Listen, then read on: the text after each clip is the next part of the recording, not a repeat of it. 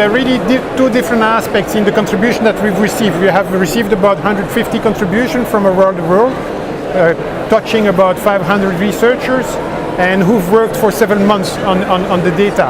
And some of them have provided contribution where they really have developed new scientific ways of analyzing the data. And so it's really a scientific contribution. And whereas algorithms that can then be implemented in computers, whereas the other aspect is also the creativity with which they have analyzed the data, because we've encouraged them to use data in a novel way. And some of them have coupled them, for example, with satellite images. Some of them have coupled with information about the usage of medicine. Some of them have coupled the data with other type of sources. So they've been creative in what they've proposed to implement in Côte d'Ivoire for its development of the country. One example is the way where people move, and because with mobile phone data you have information about their location, and so you may infer from the data typically where they live and where they work, and so you have a commuting, and this you can couple with information about the bus, the information about what is the bus transportation and the public transportation that is organized, in this case in Abidjan, the capital of Ivory Coast, and so see who's using what type of transportation and how to better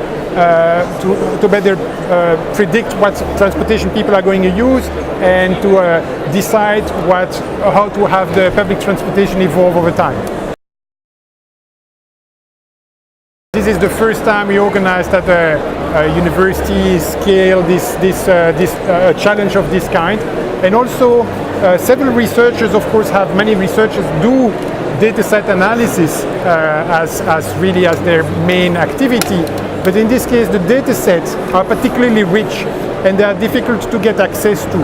They're difficult to get access to because, of course, there are privacy issues, and when they are released, they have to be done in a very careful way, which is the way we did it to protect privacy.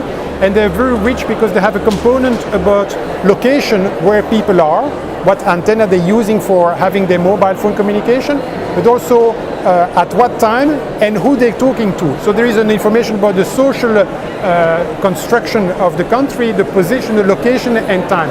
And so these three information together provide extremely rich data sets. In order to make sure that the data we released was privacy protected, we had different teams attack the data. First, attacking it ourselves. I had some of my research try to get as much information as possible from the data that would attack the privacy, and then we had other research groups around the world doing the same thing.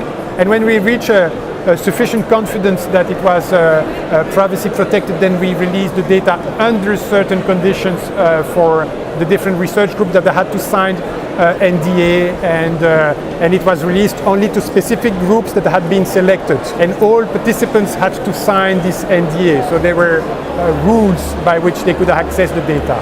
There is this constant balance of risk between things that may be privacy threatening and at the same time the extreme usefulness of the data.